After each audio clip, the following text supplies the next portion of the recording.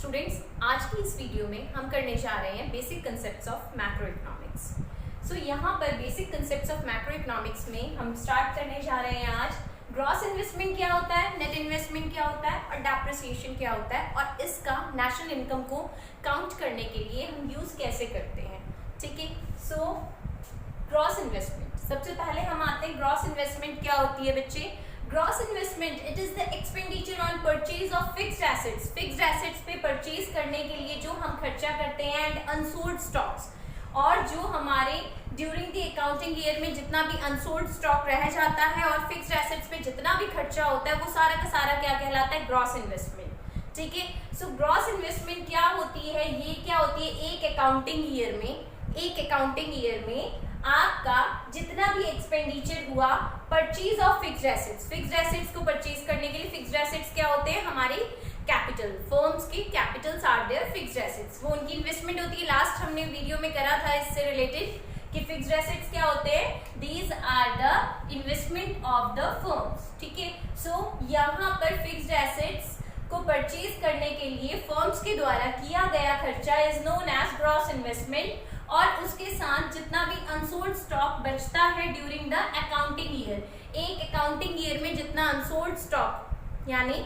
जो स्टॉक बिका नहीं, अनसोल्ड स्टॉक जो बचता है उसको हम क्या कहते हैं, ग्रॉस इन्वेस्टमेंट में लेते हैं।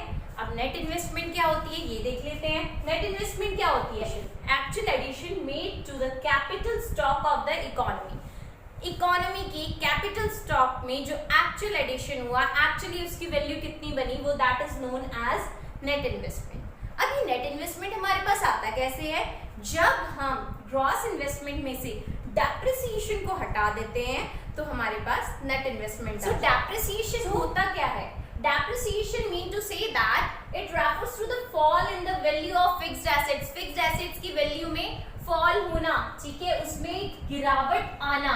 ठीक है, ड्यू टू, क्यों गिरावट आती है फिक्स्ड एसेट्स की वैल्यू में, due to normal wear and tear, उसका यूज होने की वजह से।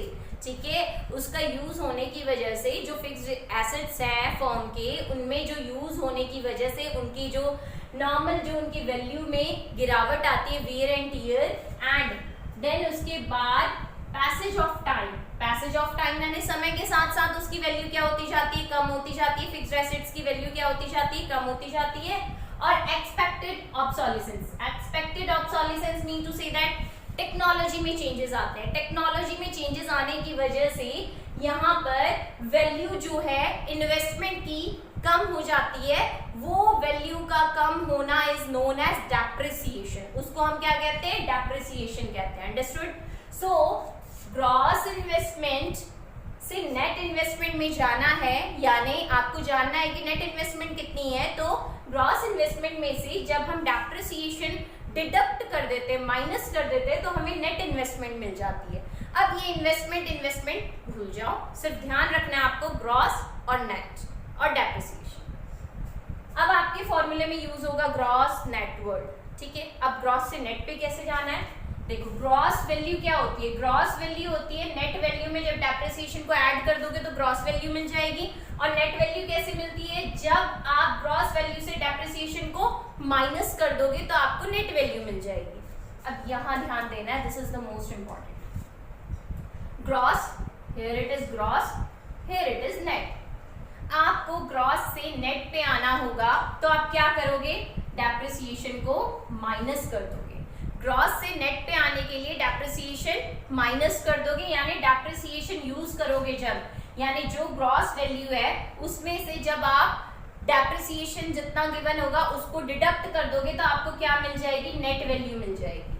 और अगर आपको नेट से ग्रॉस पे आना है तो आप क्या करोगे, आप उसमें डेप्रिसिएशन जो गिवन होगा उसको ऐड कर दोगे तो आपको ग्रॉस वैल्यू मिल जाएगी। ठीक है, सो ये ध्यान रखना है इसमें कि आपको ग्रॉस से नेट पे कैसे आना है और नेट से ग्रॉस पे कैसे जाना है। ठीक है, यानी ग्रॉस से नेट पे आने के लिए आपको डेप्रिसिएशन क्या करना होगा, माइनस करना होगा, और नेट से ग्रॉस पे आने के लिए आपको डेप्रिसिएशन ऐड करना होगा। अंडरस्टूड। अब हमारी नेक्स्ट टर्म है net factor income from abroad, जिसको हम बोलते हैं NFIE। NFIE होता क्या है बच्चे, NFIE mean to say that factor income from abroad paid to abroad, यानी यहाँ पर ध्यान रखना है आपने फ्रॉम और टू वर्ड्स पे, ठीक है।